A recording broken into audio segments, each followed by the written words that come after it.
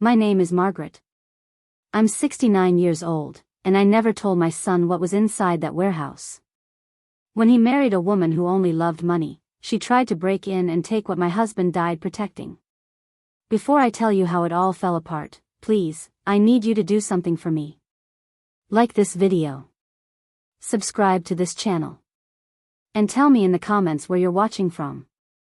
Because what I'm about to tell you, it needs to be heard. It needs to be shared. So that other mothers, other families, don't go through what I went through. Now let me take you back. Let me tell you who I am. Who I was. Before everything changed. My name is Margaret Ann Harrison. I've been a widow for 11 years now. 11 long years since I buried the man I loved for 43 years of marriage. My husband, Thomas, he wasn't a rich man. Not by society's standards. But he was a worker. God, was he a worker. From the time he was 16 years old until the day his heart gave out at 71, that man worked. Construction. Plumbing. Later, property maintenance. He'd come home with his hands cracked and bleeding, dirt under his nails that wouldn't wash out no matter how hard he scrubbed. But he never complained. Not once. You know what he'd say? He'd sit at our kitchen table, and he'd look at me with those tired eyes, and he'd say, "Maggie, I'm building something. Not just houses. Not just buildings. I'm building a future. For you. For our boy. For the grandchildren we'll have someday. Our boy. Our son. Daniel. Daniel was our only child. We tried for more. God knows we tried. But after Daniel, the doctors said, well, it doesn't matter what they said. What matters is that Daniel became everything to us. Every hope. Every dream. Every prayer we ever whispered into the darkness of our bedroom at night. I poured everything into that boy. Everything. When Thomas was working double shifts, I was the one teaching Daniel to read. Teaching him to be kind. Teaching him to see people for who they really are, not what they pretend to be. I really thought I'd taught him that lesson well enough. I was wrong. For 40 years, I was a mother first. Everything else came second. The house could wait. My own needs could wait. But Daniel? Daniel never waited. When he skinned his knee, I was there. When he got his heart broken the first time at 15, I was there. When he graduated college, the first in our family to do it, I was there, crying in the front row, clutching Thomas's hand so hard I left marks. We were so proud. So incredibly proud. And after Thomas died, Daniel was all I had left. The only piece of the man I loved. The only person who remembered Thomas the way I did. The only one who understood what we'd built together. I became a quiet woman after Thomas passed. Not silent, never silent, but careful. Watchful. You learn things when you've lived 69 years on this earth. You learn to observe. To notice the small things. The things most people miss because they're too busy talking, too busy broadcasting their own lives to actually see what's happening around them. I noticed everything. And that's how I knew. That's how I knew from the very first moment she walked through my door. It was a Sunday. 3 years ago this past November. Daniel called me that morning, and I could hear something in his voice. Excitement. Nervousness. That particular combination that told me something big was coming. "Mom," he said, "I'm bringing someone to dinner tonight. Someone special. I really want you to meet her." My heart did this little jump. You know the one. That mother's instinct that hopes and fears at the same time. I wanted Daniel to find love. God, I wanted that for him so badly. He'd been alone for too long, throwing himself into his work, building his career as an engineer. But he was 38 years old, and I worried. I worried he'd be alone like I was now. So I cooked. I made all his favorites. Pot roast. Mashed potatoes, the real kind, none of that instant garbage. Green beans the way Thomas used to like them, with bacon and onions. Apple pie from scratch. I cleaned the house until it sparkled. I wanted everything to be perfect. They arrived at 6 o'clock. The November sun was already setting, casting orange light through my kitchen windows. I heard Daniel's key in the lock. He still had his key, still let himself in like he'd done since he was a boy, and I wiped my hands on my apron and went to greet them. And there she was. Vanessa. She was beautiful. I'll give her that. 32 years old, tall and slim, with long dark hair that fell in waves down her back. She wore a cream-colored sweater and designer jeans, and when she smiled, her teeth were perfect and white. Everything about her looked expensive.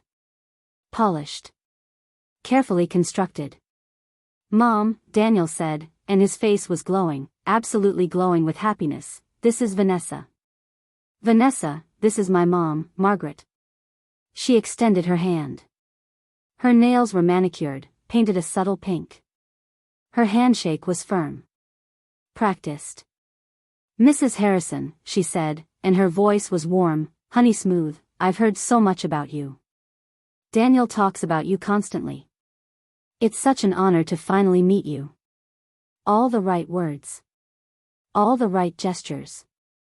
But her eyes told a different story. They swept over my house in that first moment. Quick. Calculating. Taking inventory. I saw them linger on the grandfather clock in the hallway, an antique, one of the few nice things Thomas and I had.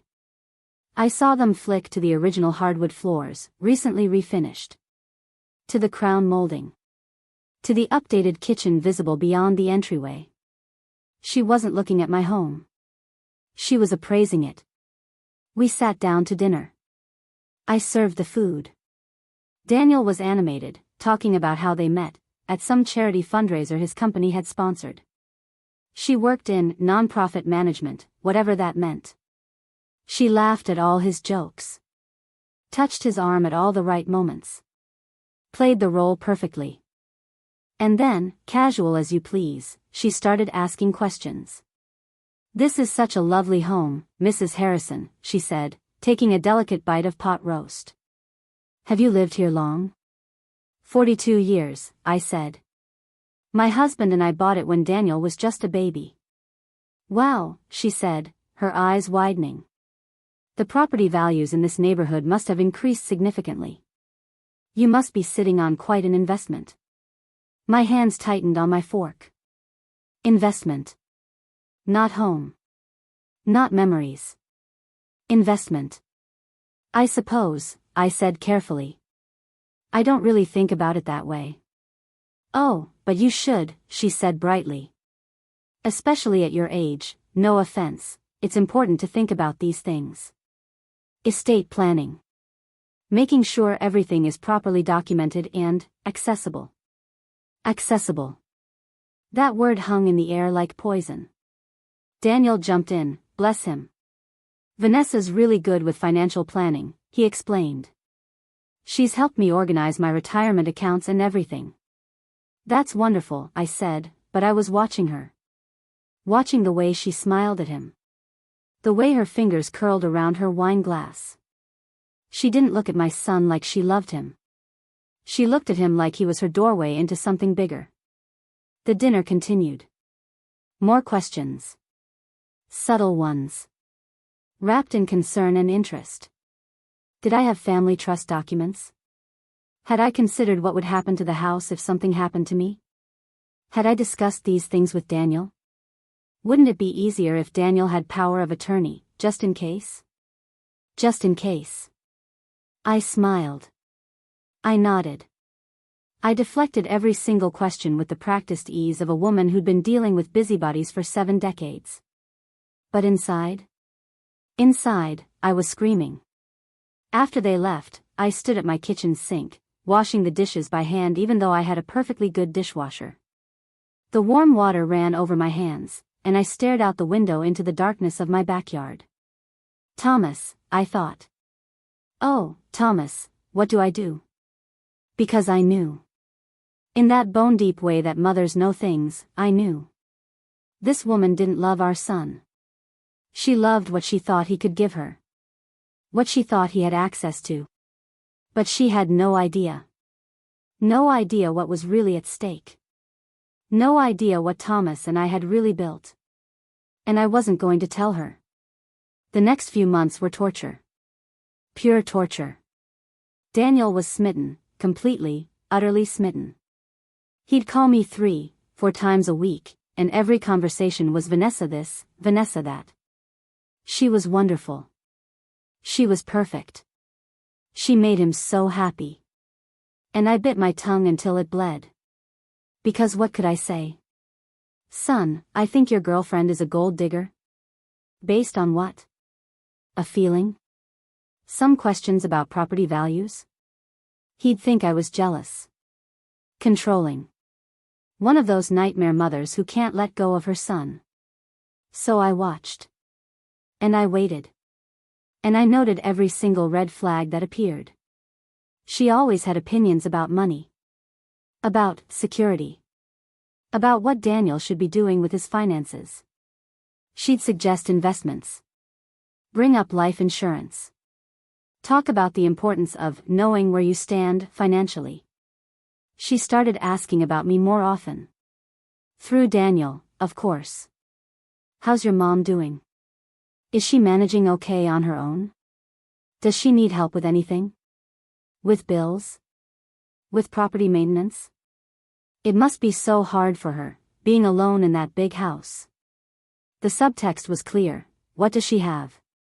What's she sitting on? How can we get access to it? Daniel started pulling away from me. Not dramatically. Not all at once. But slowly. Like a tide going out.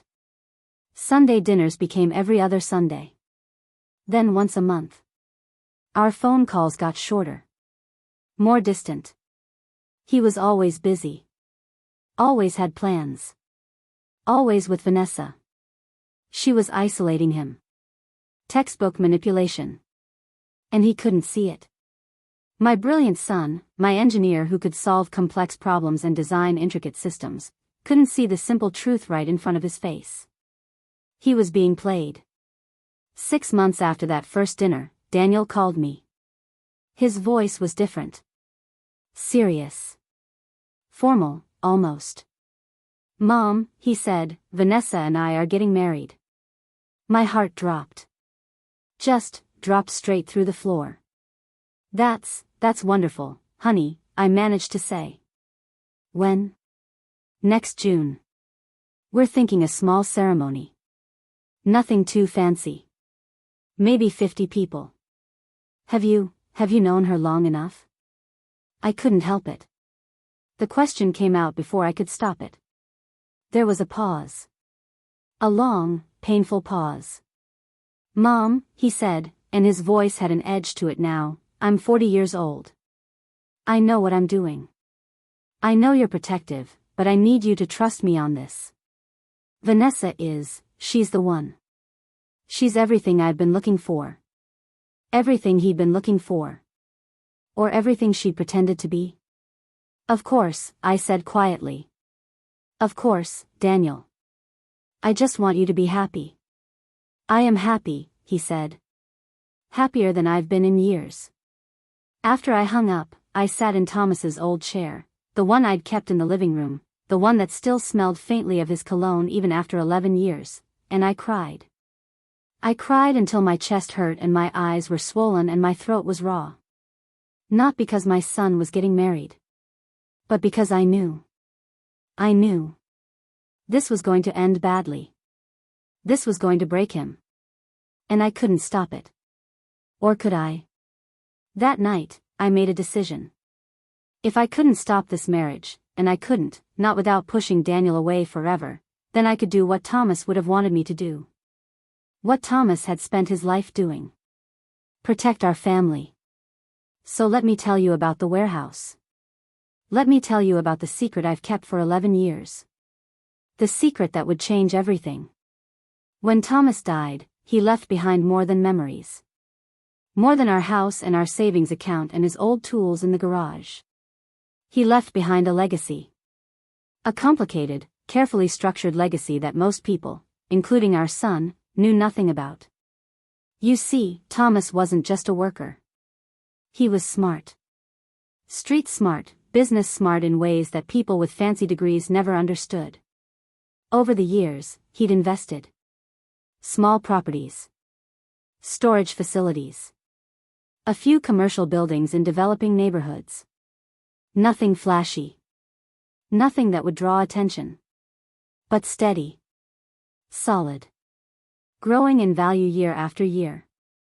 And he'd set it all up in trusts. Legal structures. LLCs and partnerships and documents that protected everything we'd built. Because Thomas had grown up poor, dirt poor, and he understood something that most people don't. Wealth isn't just about having money. It's about protecting it. Hiding it from predators. Keeping it safe for the people you love. On the outside, we looked like a regular middle-class couple. Nice house. Modest lifestyle. Nothing special. And that's exactly how Thomas wanted it. The moment people know you have something, he used to say, they start trying to figure out how to take it from you. When he died, he left me with instructions. Detailed instructions. Written down in his careful handwriting, stored in a safe deposit box along with all the legal documents. Maggie, the letter said, don't tell Daniel about any of this until he's settled. Until he's mature enough to handle it. Until he's with someone who loves him for him, not for what he has. If you give him this information too soon, it'll ruin him. It'll make him a target. Keep it safe. Keep it quiet. And when the time is right, you'll know when, then you can tell him the truth. So I did. For 11 years, I kept that secret. Daniel thought his inheritance from his father was the house and about $50,000 in savings. That's what I told him. That's what he believed. He had no idea. No idea that there was a warehouse on the industrial side of town. An old, nondescript building with a faded sign that said, Harrison Storage Solutions. No idea that inside that warehouse, in a climate-controlled office space, there were filing cabinets full of documents. Property deeds. Trust agreements. Insurance policies. Stock certificates. Bank statements. Proof of ownership. Proof of value. Proof of a small fortune that Thomas had built brick by brick, dollar by dollar, over 40 years of backbreaking work.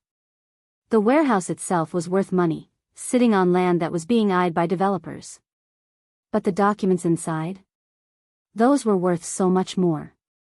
Because they proved what Daniel really stood to inherit. What he really had coming to him. And I never told him. Not because I didn't trust him. But because I was waiting. Waiting for the right time. The right person. The right moment when I could hand him his father's legacy and know it would be safe. That time wasn't now. That time wasn't with Vanessa. So the warehouse remained my secret. My fortress. My hidden ace in the hole. And I had no idea how important that secret would become. The engagement period was 8 months of hell. Pure, undiluted hell. Vanessa inserted herself into every aspect of Daniel's life like a virus spreading through a computer system. And she was good. God, she was so good at it. She didn't come on too strong. Didn't demand. Didn't throw tantrums. No, she was much smarter than that. She made suggestions. Gentle, concerned suggestions. Daniel, honey, don't you think we should combine our bank accounts? I mean, we're getting married. We should start thinking like a team. Daniel, I've been thinking, maybe we should look at getting a joint credit card. It'll help build our credit together. Daniel, your mom's house is so big for just one person. Have you ever thought about what her plans are? For the future? It might be easier if we knew what to expect. Every conversation, every dinner, every family gathering, she steered things back to finances. To assets. To what Daniel had. To what I had. To what we would have once they were married. And Daniel?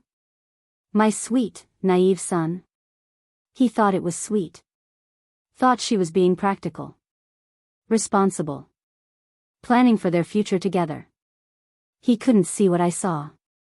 He couldn't see the cold calculation behind those warm smiles. The predatory patience behind those gentle questions. I tried. God knows I tried to warn him. Subtly. Carefully. Daniel, I said one Sunday when Vanessa was in the bathroom, are you sure about combining everything so quickly? Your father always said it was good to maintain some independence, even in marriage. His face closed up. Immediately. Mom, he said, his voice tight, Vanessa isn't like that. She's not after my money. She makes her own money. Good money. We're building a life together. A partnership. I need you to support that. Can you do that? What could I say? No, son, I can't support this because I think she's conning you. That would have been the end. The absolute end of our relationship. So I swallowed my words. Swallowed my fear. And I said, of course, honey. Of course I support you. But I also did something else. Something Thomas had taught me years ago. I started documenting everything. I bought a notebook. A simple spiral-bound notebook with a plain black cover. Nothing fancy. Nothing that would draw attention if someone saw it on my kitchen counter. And in that notebook, I started recording everything. Every conversation. Every interaction. Every red flag. November 15th, Vanessa asked Daniel about life insurance. Suggested he increase his policy. Suggested I should be removed as beneficiary since we're going to be married anyway. December 3rd, Vanessa mentioned the house again. Said it was such a shame that I was sitting on all that equity when Daniel and I could make better use of it. Suggested we look into reverse mortgages. December 20th, Christmas shopping. Vanessa commented on every expensive purchase Daniel made for me. That's a lot for a scarf. Do you really need to spend that much on your mom? Small comments. Little cuts. January 10th, Vanessa asked if I had a will. Asked if Daniel was the executor. Seemed disappointed when I said I had a lawyer handling it. January 28th, Vanessa suggested that maybe I should move in with them after the wedding. It just makes sense, doesn't it? Why should you be alone in that big house? And it would be so much easier to manage everything if we were all together. Manage everything. She meant control everything. February 14th, Valentine's Day. Daniel brought her to my house for dinner. She spent the entire meal talking about estate planning. About how important it was for families to be transparent with each other about assets. About how much easier everything would be if I just included Daniel in the financial decisions. The notebook filled up. Page after page. Date after date. A chronicle of manipulation so gradual, so subtle, that even I might have doubted myself if I hadn't been writing it all down. But I was documenting it. Every word. Every suggestion. Every veiled threat.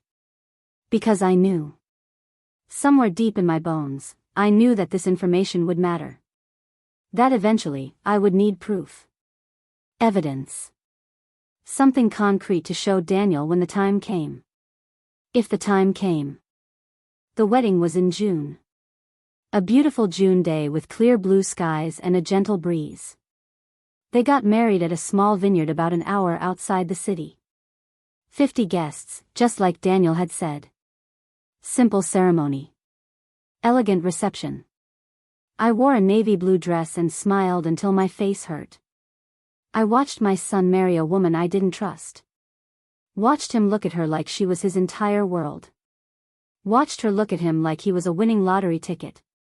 During the mother-son dance, Daniel held me close and whispered, "Thank you for being here, Mom. For supporting us. I know it hasn't been easy, but it means everything to me." I held him tight. My baby boy. My only child. I love you, I whispered back. No matter what happens, I love you. Remember that. He pulled back and looked at me, confused. Of course. Why would you say it like that? I forced a smile. No reason, honey. Just a mother's heart. That's all.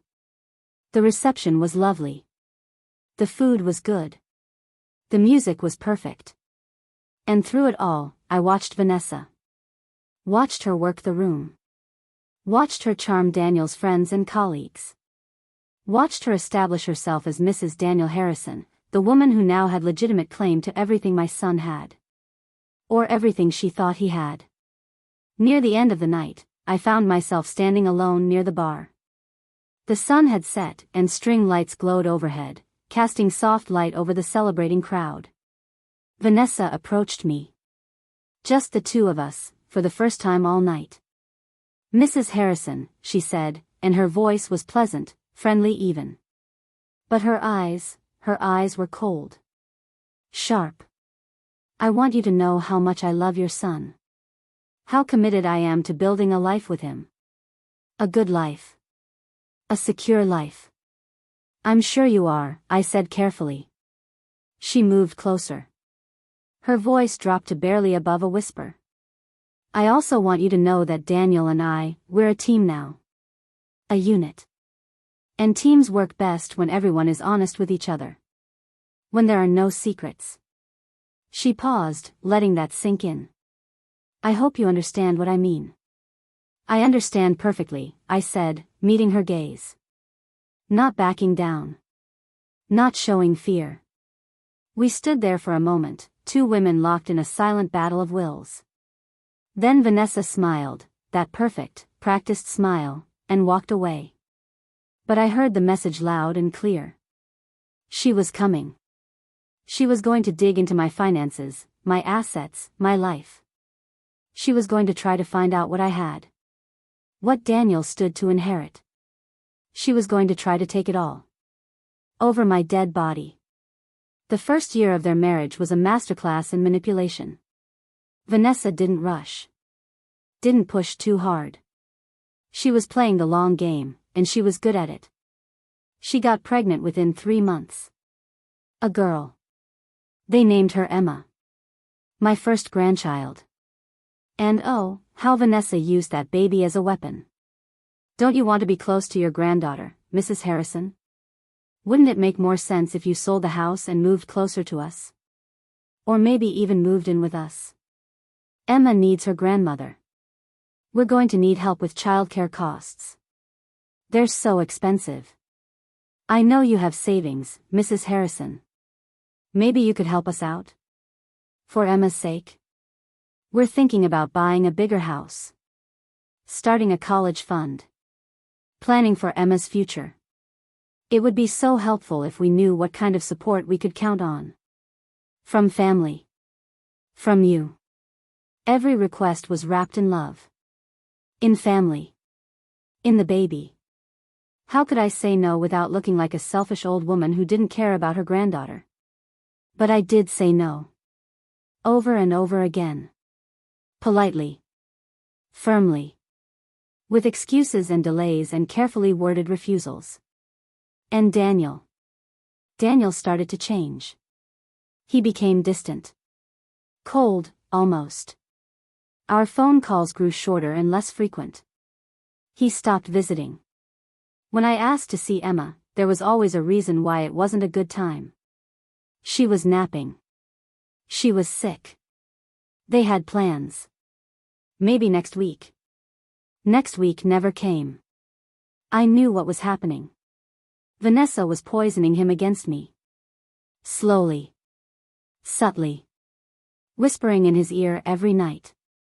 Planting doubts. Building resentment. Your mother doesn't trust us, Daniel. Your mother is keeping secrets from you. Your mother cares more about her money than about her granddaughter. Your mother is selfish. Your mother is controlling. I could imagine every word. Every insinuation. Because I'd seen this before. Not personally, but I'd watched it happen to other families. Other mothers who'd lost their children to manipulative spouses. I'd sworn it would never happen to me. But it was happening. Right in front of my eyes, and I couldn't stop it. The visits to see Emma became negotiations.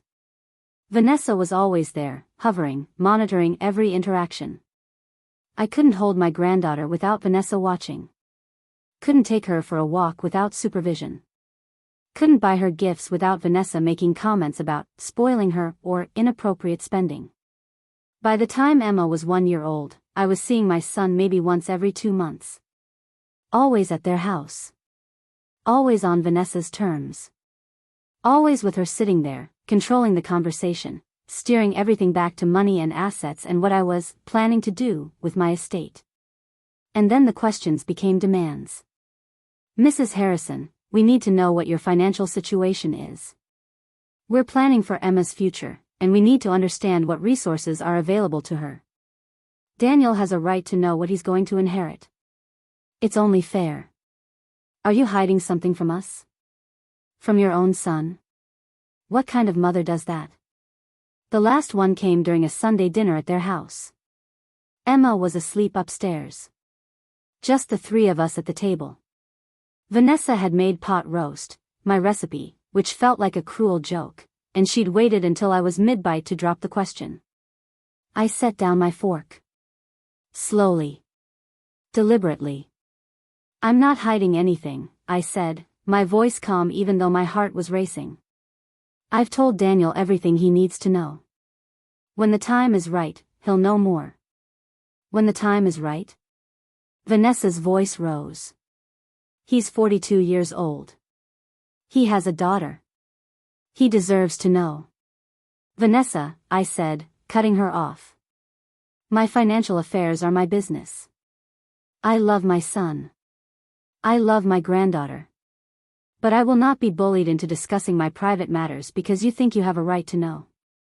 The silence that followed was deafening. Daniel stared at his plate. Didn't defend me. Didn't tell his wife to back off. Just sat there, silent and complicit. Vanessa's face transformed. The mask dropped for just a second, just one brief, unguarded second, and I saw a raw fury. Hatred. Vicious, calculating rage. Then the mask was back. I see, she said quietly. I understand perfectly. I left that night knowing I'd crossed a line. Knowing that Vanessa now saw me as an enemy. An obstacle. Something to be removed. And I was right. The attack started small. Passive-aggressive comments that Daniel would repeat to me over the phone.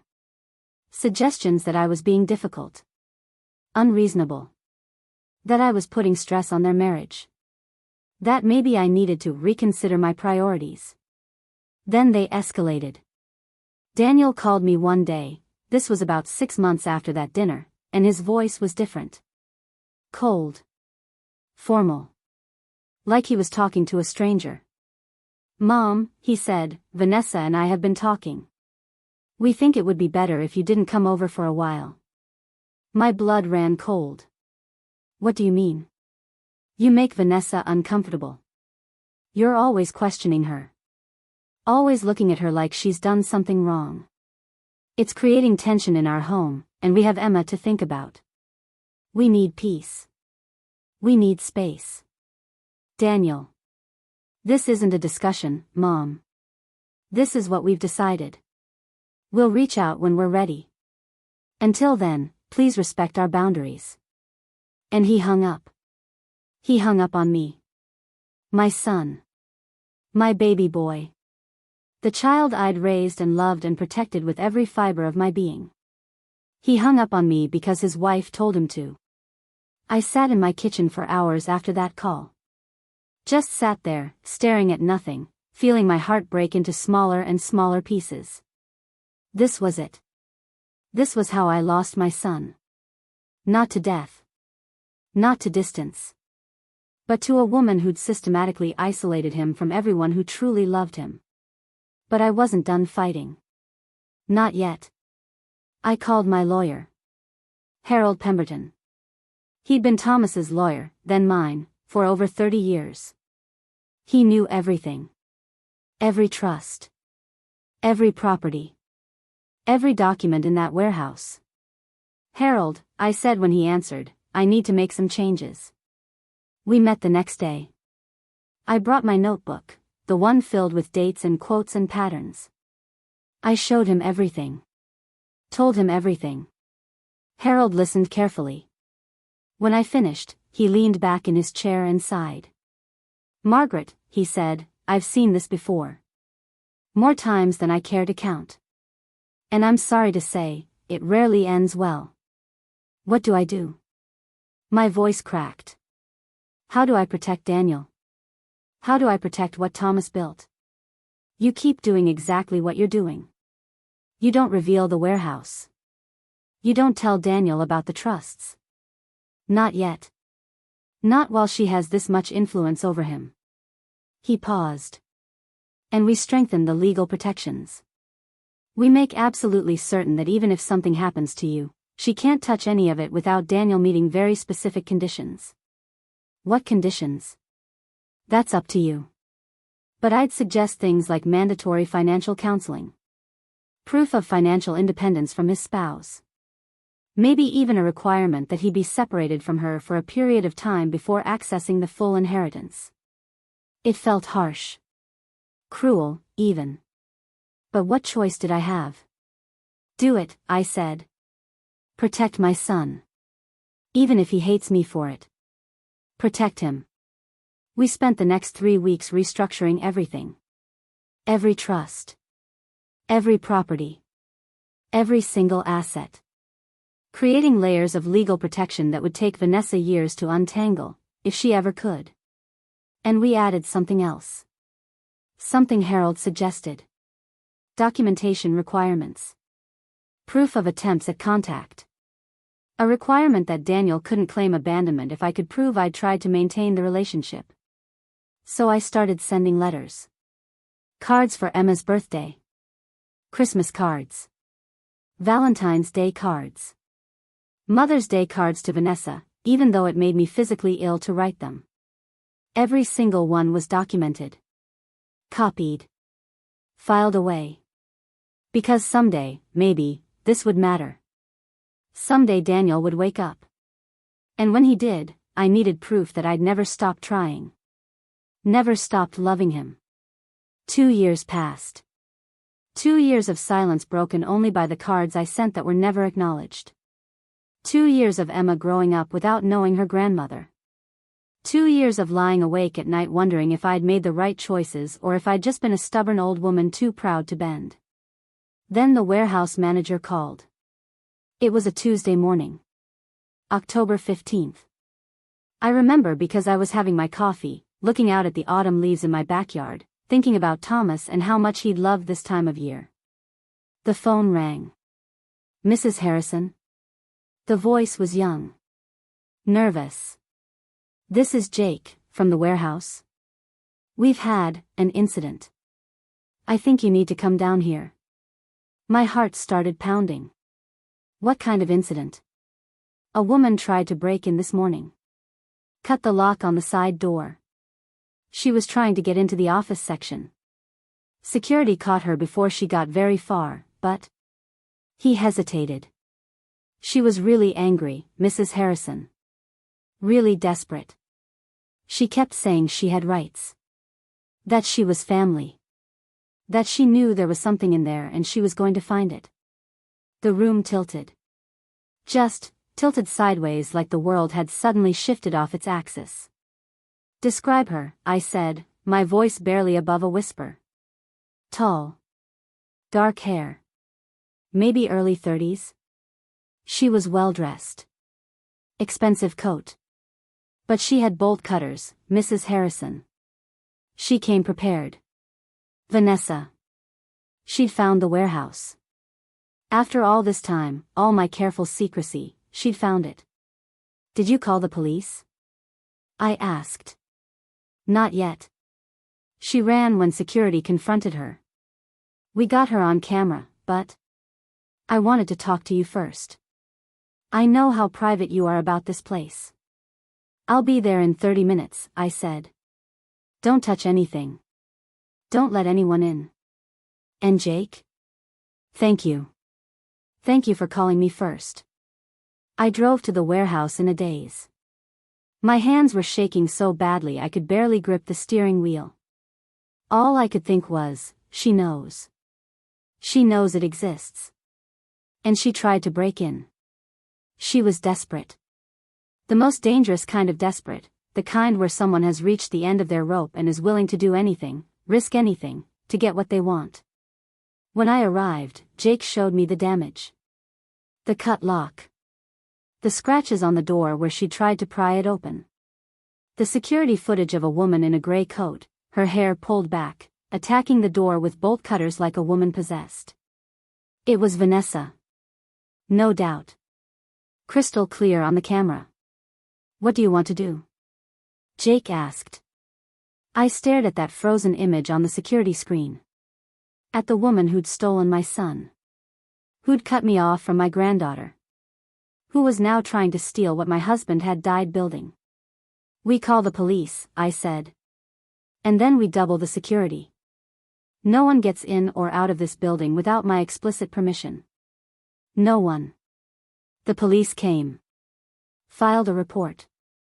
Said they'd look for her, but without a positive ID, because I played dumb, said I had no idea who it could be, there wasn't much they could do. Attempted burglary.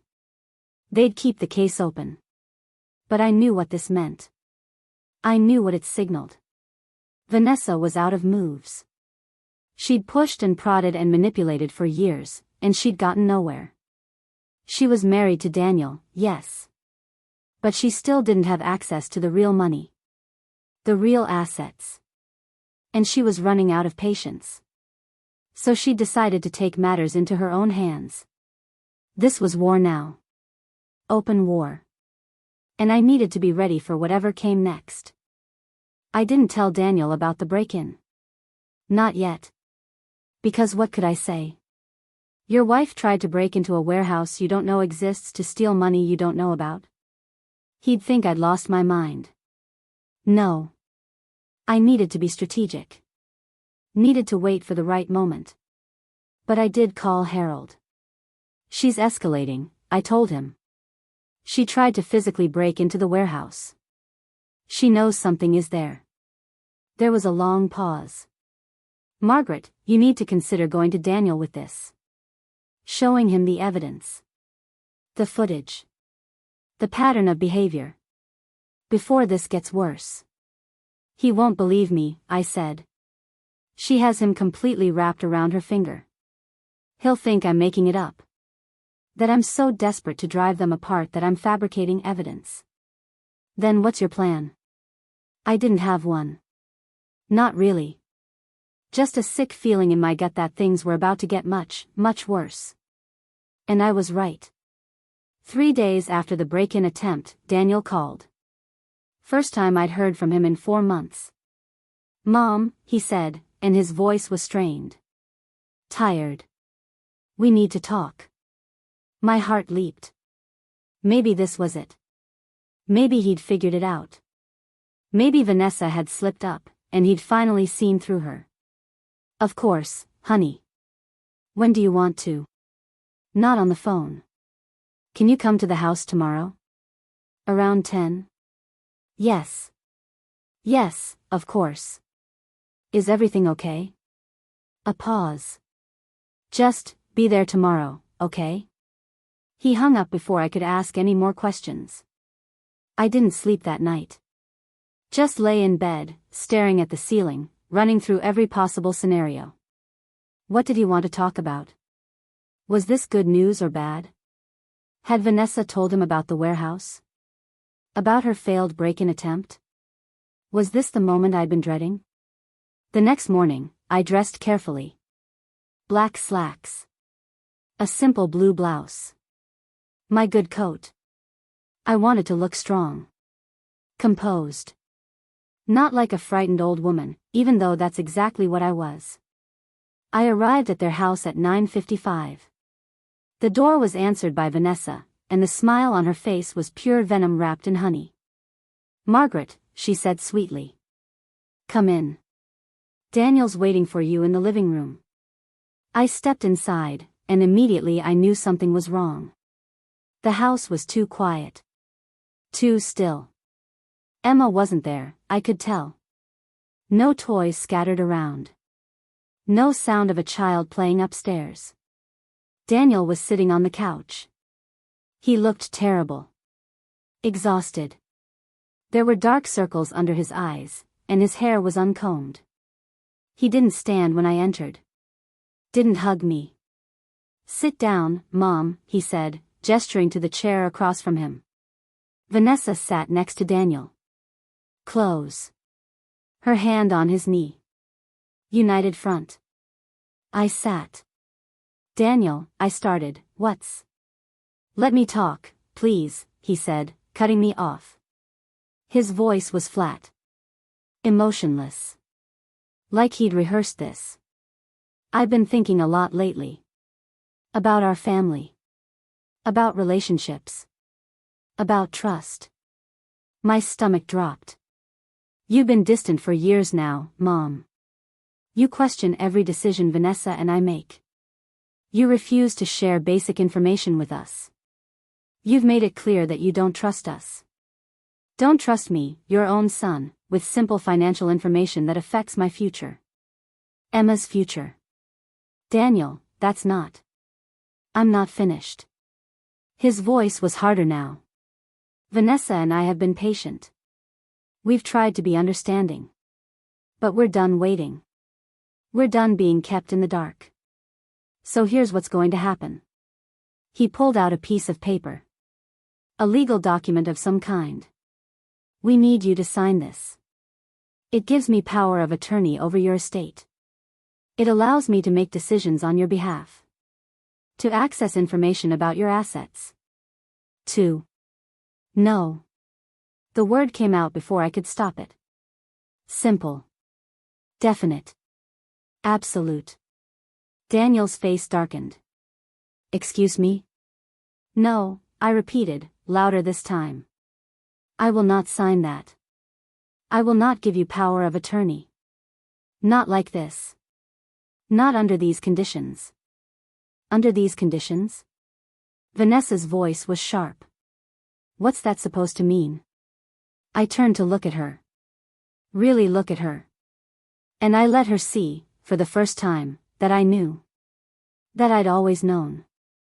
It means, I said slowly, that I know exactly what you are. What you've been trying to do. And I will not make it easy for you. The mask dropped. Completely. Vanessa's face transformed into something ugly. Twisted. You bitter old woman, she hissed. You're so worried about your precious money that you can't even see you're destroying your relationship with your son. With your granddaughter. I'm protecting them, I said. From you. Mom. Daniel stood up. His face was red. Angry. How dare you talk to my wife that way? In our home. After everything she's done for this family. What has she done, Daniel? I stood too. Met his anger with my own. Years of pain and fear and frustration boiling over. Tell me. What has she actually done besides try to access money she thinks I have? Besides isolate you from me? Besides use Emma as leverage? That's not true. But his voice wavered. Just slightly. Isn't it? I reached into my purse. Pulled out my notebook. The one I'd been keeping for years. I have documentation. Dates. Conversations. Every single time she's asked about money. About assets. About inheritance. Every single comment about the house. About my finances. About what Daniel deserves to know. It's all here. I tossed the notebook on the coffee table between us. Read it, I said. All of it. Every page. And then tell me I'm wrong. Tell me I'm just a paranoid old woman. Tell me I'm making it up. Vanessa's face had gone white. You can't, You've been spying on us? I've been documenting the truth, I said. The truth you've been hiding from my son. Daniel picked up the notebook. His hands were shaking. He opened it. Started reading. The room was silent except for the sound of pages turning. Vanessa tried to speak several times, but I held up my hand. Let him read, I said. We stood there for what felt like hours. Daniel reading. Vanessa getting more and more agitated. Me standing firm, my heart pounding, knowing this was it. The moment everything either broke completely or started to heal. Finally, Daniel closed the notebook. He set it down gently on the table. His face was unreadable. Mom, he said quietly, I need you to leave now. My heart shattered. Just shattered into a million pieces. Daniel. Please. Just go. I need time to think. To process this. Just go. I looked at him. My son. My beautiful boy. And I saw that he wasn't ready. Wasn't ready to hear the truth. Wasn't ready to see what was right in front of him. But maybe I'd planted a seed. Maybe that notebook would haunt him. Make him question. Make him look closer. Or maybe I'd just lost him forever. I love you, I whispered. No matter what happens. No matter what you think of me. I love you, Daniel. Everything I've done has been to protect you. He didn't answer. Just stared at the floor. I picked up my purse. Walked to the door. Vanessa didn't see me out. Neither did Daniel. I drove home in silence. Didn't cry. Didn't scream. Just felt numb. Empty. But when I got home, I made one more call. Harold, I said when he answered, we need to prepare for the worst. If something happens to me and I mean anything, need you to make sure Daniel gets a letter. A complete explanation. Everything about the warehouse. Everything about what Thomas built. Everything. Margaret, you sound. I sound like a woman who just went to war with her son's wife, I said. And lost. But the war isn't over, Harold. It's just beginning. And I was right. Because 3 weeks later, everything exploded in a way I never could have predicted. But that's when the real story begins. The story of how a desperate woman makes her final play. How a son finally opens his eyes. And how a mother's love, and a dead husband's foresight, saves a family from complete destruction. But to tell you that story, I need to first explain something else. Something about patterns. About how gold diggers operate. Because what Vanessa was doing, it wasn't unique. It was textbook. And if I'd understood the playbook earlier, maybe I could have stopped her sooner. Let me teach you something. Something I learned the hard way.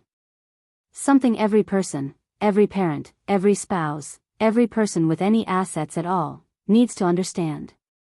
There's a playbook. A pattern. A step-by-step guide that people like Vanessa follow. Not because they read it somewhere. But because it works. Because it's been refined over generations of predators finding prey. It starts with charm. Always charm. They have to be likable. Attractive. Pleasant. Because nobody falls for the villain. They fall for the hero. The person who seems perfect. Who seems to complete them. Vanessa was beautiful. Educated. Well-spoken. She had a good job. She wasn't some obvious con artist with a criminal record and bad references. No, she was perfect. And that's exactly what made her dangerous. Step 1, identify the target. Find someone with assets. With family money. With property. With something to take. But not someone who's obviously rich. Those people have lawyers and accountants and protection. No, find the middle-class wealthy. The people who have money but don't act like it. The people who are vulnerable because they don't think they're targets. That was Daniel. Engineer. Good salary. Nice savings. But more importantly, a mother who owned a house outright. A mother who was older, alone, possibly vulnerable. A mother who might have more than she let on. Step 2, isolate. Slowly. Gradually. Never all at once. Drive wedges between the target and anyone who might warn them. Anyone who might see through the con. Usually that means parents. Best friends. Anyone with history. Anyone who knew the target before the predator came along. Vanessa did this masterfully. Made Daniel feel like I didn't trust him. Like I was questioning his judgment. Like I was trying to control his life. She created conflict where there was none. And she positioned herself as his defender. His partner against unreasonable family members. Step 3, financial enmeshment. Get access to everything. Joint accounts. Joint credit cards. Life insurance with you as the beneficiary. Power of attorney, just in case. Every step positioned as love. As trust. As building a future together. Daniel thought he was being a good husband. Thought he was showing trust and commitment. He had no idea he was being systematically stripped of financial independence. Step 4, create urgency. There's always a reason the money is needed now. A baby. Medical bills. A house that needs to be bought immediately. An investment opportunity that can't wait. Create pressure. Force decisions before people can think clearly. Emma was Vanessa's urgency. The baby who needed things. Who deserved things. How could anyone say no to providing for a child? Step 5, escalate. When gentle manipulation doesn't work, turn up the pressure. Create crises. Manufacture emergencies. Force the target to choose between the predator and everyone else. That was the power of attorney demand. Choose me or your mother. Choose us or your past. Choose your future or your family. And finally, step 6, extraction. Get the money. Get the assets. Get everything you came for. And then, once you have it, once it's legally yours through marriage or legal documents or inheritance, you're done. Move on to the next target. Or stay and enjoy the spoils while the target lives in confusion, wondering why the person they married suddenly doesn't seem to love them anymore. I'd seen it before. Not personally, but I'd watched it happen. To my friend Martha, whose son married a woman who convinced him to put her name on the deed to his house, then divorced him 6 months later and took half. To Thomas's cousin Robert, whose wife drained his accounts and disappeared one day, leaving him with nothing but debt. It happened. It was real. And it was happening to my son. But here's what Vanessa didn't know. What people like her never know because they're so focused on the obvious targets. Sometimes the quiet ones are the most dangerous. Sometimes the little old lady who lives alone in a modest house and drives a 10-year-old car and clips coupons. Sometimes she's the one with all the power. Sometimes she's been preparing for this fight for years. After that disastrous meeting at Daniel's house, I expected silence. Expected to be frozen out completely. Expected Vanessa to convince Daniel to cut me off entirely. But that's not what happened. Instead, 2 weeks later, I got a letter. Not an email. Not a text. An actual letter, postmarked from their address, handwritten on expensive stationery. It was from Daniel. My hands shook as I opened it. Mom, it said. I've been reading your notebook. Every page. Multiple times. And I've been thinking. Really thinking. About the past few years. About things Vanessa has said. Things I've said. Things I've done. I'm not ready to say you're right. I'm not ready to admit I've been blind. But I'm not ready to say you're wrong either. I need time. Space to think without Vanessa in my ear. So I've told her I'm taking a business trip. I'm actually staying at a hotel downtown. Just for a week. Just to clear my head. Can we meet? Just you and me. Coffee somewhere neutral. I'm not promising anything.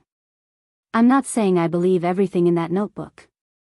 But I need to hear your side. The full story. Everything you've been holding back. If you're willing to talk, meet me at Rosie's Diner on Thursday at 2 p.m. If you don't show up, I'll understand. I'll know I've pushed you too far. But I hope you show up, Mom. I really hope you do. Love, Daniel. I read that letter 20 times. Cried over it. Kissed it. Held it to my chest like it was Daniel himself. He was questioning. Finally. After years of manipulation, something had broken through. The notebook. The documentation. The proof that I wasn't just a paranoid old woman but someone who'd been paying attention. Someone who'd been trying to protect him. Thursday. Rosie's Diner. 2 p.m. I'd be there. Wild horses couldn't keep me away. I arrived at Rosie's Diner at 1:45 p.m. Early. Anxious. I sat in a booth near the back, ordered coffee I didn't drink, and waited. At exactly 2 p.m., Daniel walked in. He looked terrible. Worse than when I'd last seen him. Like he hadn't slept in days. His clothes were wrinkled. His face was drawn. But his eyes were different. More alert. Like he'd woken up from a long sleep. He slid into the booth across from me. We sat in silence for a moment. "Hi, Mom," he finally said. "Hi, baby," I said, my voice cracking. More silence. Then Daniel took a deep breath. "Tell me," he said. "Everything. Start from the beginning. From when you first met Vanessa. And don't leave anything out." So I did. I told him everything. Every red flag I'd noticed at that first dinner. Every comment about money. Every subtle manipulation I'd observed. Every time she'd pushed him away from me. Every time she'd used Emma as leverage. I told him about my fears. About watching him change. About losing him piece by piece. And then I told him about the warehouse. His face went white. "What?" "Your father," I said slowly, "didn't leave you $50,000 and a house, Daniel. He left you a fortune. A real fortune. Properties. Investments. Assets worth millions. He set it all up in trusts and legal structures to protect it. To keep it safe until you were ready. Until you were with someone who loved you for you, not for what you had." I don't understand." "Why wouldn't you tell me?" "Because your father made me promise. Made me swear I'd wait until you were settled. Until you were mature enough to handle it without it ruining you. He'd seen what money did to people. How it changed them. Made them targets. He wanted to protect you from that. But I'm 43 years old. And you're married to a woman who tried to break into that warehouse 3 weeks ago." I showed him everything then. The police report. The security footage. The image of Vanessa with bolt cutters, attacking the door like a woman possessed. Daniel stared at the photo for a long time. His hands were shaking. "This is real," he whispered. "This is actually real." "It's real," I said. "She's been trying to access your father's legacy. Trying to get her hands on money you didn't even know existed. And she was willing to commit a crime to do it. But how did she even know about it? I don't know. Maybe she hired a private investigator. Maybe she found an old document somewhere. Maybe she just kept digging until she found something. But she knows, Daniel. And she's desperate." He put his head in his hands. "Oh God. Oh God, what have I done?" "You fell in love," I said gently. "You wanted to believe the best in someone. That's not a crime, baby. That's being human." "But Emma." His voice broke. Emma is her daughter. If I leave Vanessa, if I divorce her, she'll use Emma against me. I'll lose my daughter. Maybe, I said. Or maybe you save Emma from growing up with a mother who teaches her that love is transactional. That people are marks to be conned. That money is more important than family. We sat there for a long time. Daniel processing. Me waiting. The coffee went cold. Finally, Daniel looked up at me. "What do I do, Mom?" he asked, and he sounded like a little boy again. Lost and scared and needing his mother. "How do I fix this?" "First," I said, "you come home with me. We go to see Harold, the lawyer. You look at all the documents. You understand exactly what your father built. What you actually have. What you stand to inherit. You need to see the full picture. And then you decide what you want to do about your marriage. But you do it with full information. With your eyes open. Not under her influence. Not under her manipulation. You make a choice as a free man who knows the truth." Daniel nodded slowly. Okay, let's go." We stood up. I left money for the coffee on the table. As we walked to the door, Daniel stopped and turned to me. "Mom, I'm sorry. For all of it. For not listening. For shutting you out. For letting her. God, for letting her do what she did." I hugged him. Held him tight like I'd wanted to do for years. "You're awake now," I whispered. "That's what matters. You're finally awake." We went to see Harold that afternoon. Daniel walked into the lawyer's office like a man going to his execution. Walked out 3 hours later looking shell-shocked. The full extent of what Thomas had built, it was staggering.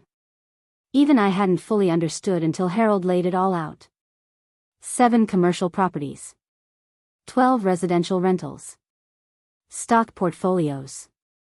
Municipal bonds. Trust funds. Life insurance policies. Assets totaling just over $3.2 million. And all of it was Daniel's. Would be Daniel's, once the conditions of the trust were met. Once he proved he was financially independent. Once he showed he could handle it responsibly. Why? Daniel kept asking. Why did Dad do all this in secret? Because he loved you, Harold said simply. Because he wanted to give you a choice about how to live your life. He didn't want money to define you. To change you. To make you a target. He wanted you to become your own man first. And then, when you were ready, he wanted you to have the security he never had growing up. Daniel was quiet for a long time. Then he asked the question I'd been dreading. Does Vanessa know about this? I mean, the full extent? Harold and I exchanged glances. We don't think so, Harold said. We think she suspects there's money. Probably more than she's been told. But the full amount? The structure of the trusts? No. She couldn't have known that, or she would have approached this differently. How would she have approached it differently? She would have been smarter, I said bluntly. She would have waited. Been more patient. She wouldn't have shown her hand with something as desperate and stupid as breaking into a warehouse. Daniel flinched. So what do I do now? Harold leaned forward. That depends on what you want, Daniel. Do you want to save your marriage? I don't know. I don't know if there's a marriage to save. What if everything, our entire relationship, was a lie? What if she never loved me at all? Then you need to know that for sure, Harold said. You need to test it. How? Harold smiled. It wasn't a nice smile. It was the smile of a man who'd dealt with situations like this for 40 years and knew exactly how to expose the truth. You tell her you've discovered the truth about your inheritance. You tell her the full amount. You tell her about the trusts and the conditions. And you watch what she does. How she reacts. Whether she's angry at you for not telling her, or excited about the money. That seems cruel, Daniel said. It's strategic, Harold corrected. If she loves you, she'll be hurt that you kept it from her but understanding about why. She'll support the conditions of the trust. She'll want what's best for you and Emma, even if it means waiting for access to the money. But if this has been about money all along, she'll show her true colors, I finished. She'll push. Demand immediate access. Try to find ways around the conditions. She'll reveal herself. Daniel looked between us. You've thought about this. Both of you. You've planned this. We've planned for every possibility, I said. Because we love you. Because we want you to be safe. Because that's what family does. Daniel went home that night. Back to Vanessa. Back to their house and their life and their sleeping daughter. But he was different now. Armed with knowledge. With truth. With his eyes finally open. He told me later what happened. He told me everything, and it was both exactly what I expected and somehow worse than I'd imagined. He sat Vanessa down the next evening. Put Emma to bed first. Made sure they were alone.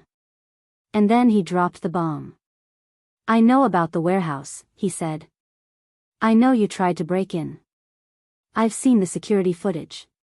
Vanessa went white. Started to deny it. But Daniel held up his hand. Don't lie to me anymore. I know. And I know why you did it. You thought there was money there.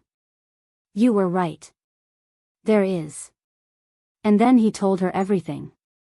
The full amount. The properties. The trusts. All of it. He laid it out in detail, watching her face the entire time. Later, he told me that he saw it. Saw the exact moment when she stopped being scared of being caught and started calculating how to access the money. It was like watching someone transform. Like a mask sliding off to reveal what was underneath. How much? She asked. Not, I'm sorry. Not, I can explain. Just, how much? Over 3 million, Daniel said. Her eyes went wide. Hungry. When do you get it? It's conditional. There are terms. Requirements. It might be years before I have full access. What kind of terms? Daniel listed them. Financial independence from spouse. Demonstration of responsible management. Proof of non-coercion. With each term, Vanessa's face got tighter. Angrier. That's bullshit, she said. That's your money. Your inheritance. She can't control it like that. My mother isn't controlling it. My father set it up this way before he died. And the lawyers, they're just executing his wishes. Then we'll fight it. We'll get a lawyer. Contest the trust. Those kinds of conditions can't be legal. They're perfectly legal. Harold explained it all. My father had every right to structure his estate however he wanted. Vanessa stood up. Started pacing. This is insane. You're telling me we've been living on your salary, counting every penny, when you're sitting on millions? When we could have been comfortable? When Emma could have had everything? We are comfortable, Daniel said quietly. We have everything we need. Everything we need? Daniel, I've been working my ass off, trying to build a stable life for our family, and your mother has been sitting on a fortune? Keeping it from us? From her granddaughter? She was protecting me. Protecting us. Protecting? Vanessa's voice was shrill now. She was controlling you. Controlling us. Making sure we danced to her tune. Making sure we knew our place. This is sick, Daniel. This whole thing is sick. Daniel stood up. The question is, he said, do you love me? Or do you love the idea of $3 million? Vanessa stopped pacing. Stared at him. That's not fair, she said. It's a simple question. If that money didn't exist, if my father had left me nothing, would you still want to be married to me? She didn't answer. The silence stretched out. Damning. Absolute. That's what I thought, Daniel said quietly. Don't you dare, Vanessa said, her voice low and dangerous. Don't you dare judge me. I've been a good wife. A good mother. I've supported you. Stood by you. And now you're going to throw it all away because of some test? Some loyalty check your bitter mother put you up to? My mother has been trying to warn me for years. I should have listened. Your mother is a manipulative, controlling bitch who can't stand to see you happy. Don't talk about her that way. Why not? It's true. She's poisoned you against me. Made you suspicious of everything I do. Everything I say. She's the problem here, Daniel. Not me. Her. Daniel picked up his phone. I'm recording this conversation, by the way. Have been since I mentioned the warehouse. Vanessa's face went from red to white in an instant. You're, what? Recording. Because I need to know the truth. I need proof, one way or another. And now I have it. You bastard. You absolute bastard. Tell me I'm wrong, Daniel said. Tell me you love me. Tell me this isn't about money. Tell me you'd be happy with just me and Emma and our regular life. Tell me and mean it. She couldn't. She opened her mouth. Closed it. Opened it again. But the words wouldn't come. Because they would have been lies, and they both knew it. I want a divorce, Daniel said. I'll be fair. More than fair. I'll make sure Emma is taken care of. I'll make sure you have everything you need. But I can't stay married to someone who sees me as an ATM. As access to money. As a mark. You'll regret this, Vanessa said, and her voice was cold now. Calculated. The warmth completely gone. I'll take you for everything. I'll make sure you never see Emma. I'll make your life hell. Maybe, Daniel said. But at least it'll be my life. My choice. Not a performance for someone who's counting the days until they can cash me out. He left that night. Packed a bag. Came to my house. Stood on my doorstep looking lost and broken and more awake than he'd been in years. I'm sorry, Mom, he said when I opened the door. For all of it. You were right. About everything. And I'm so sorry. I pulled him inside. Made up the guest room. Held him while he cried. And I thought about Thomas, wherever he was, and how proud he'd be that his son had finally found his spine. The divorce was ugly. Vicious. Vanessa fought for everything. Demanded half of assets Daniel didn't even have access to yet. Claimed emotional distress. Threatened to claim Daniel was an unfit father. But we had evidence. The notebook. The security footage. The recording of that final conversation. Harold worked his magic, built a case showing a pattern of financial manipulation and attempted theft. In the end, Vanessa got the house, Daniel didn't care, bought a smaller place closer to me, and joint custody of Emma. No access to the trust money. No claim on the warehouse. No power over Daniel's inheritance. She tried to turn Emma against him. Tried to poison his relationship with his daughter the same way she'd poisoned his relationship with me. But Daniel fought back. Stayed consistent. Showed up for every custody visit. Never spoke badly about Vanessa to Emma. Just loved his daughter and let her see, over time, who was really there for her. It took 2 years. 2 long, painful years. But eventually, Emma started to see it too. Started to see that Daddy was the stable one. That Grandma Margaret was the one who showed up with cookies and hugs and no ulterior motives. And Vanessa? She moved on. Found another target. Another lonely man with assets and vulnerabilities. Last I heard, she was engaged again. Playing the same game with someone new. I pray for that man sometimes. Hope he has someone in his life watching out for him. Someone like me who won't be fooled.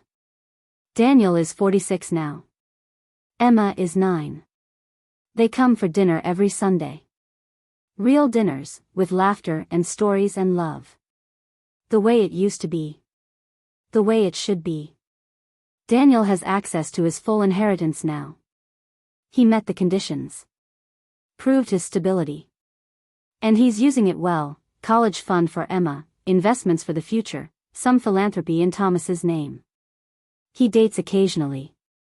But he's careful now. Cautious. He understands the difference between love and transaction. Between partnership and predation. And me? I'm 72 now. Still in my house. Still watching over my family. Still keeping my eyes open. Because that warehouse, that symbol of everything Thomas built, everything I protected, everything that almost tore our family apart, it taught me something important. Sometimes the most powerful thing you can do is stay silent. Wait. Watch. Document. Prepare. And trust that eventually, the truth will reveal itself. Sometimes love means protecting people from their own blind spots. Even when they hate you for it. Even when it costs you years of relationship. Even when it means being called controlling, manipulative, bitter. You do it anyway. Because that's what family means. That's what love means. Not letting them fall. Not letting them be destroyed by someone who saw them as a target. Not letting them lose everything because you were too polite, too passive, too afraid of conflict to speak up. My name is Margaret. I'm 72 years old now. And I never told my son about the warehouse, until the moment when telling him saved his life. That's my story. That's the truth I've been carrying for years. And if there's one thing I want you to take away from it, it's this. Trust your instincts. Document everything.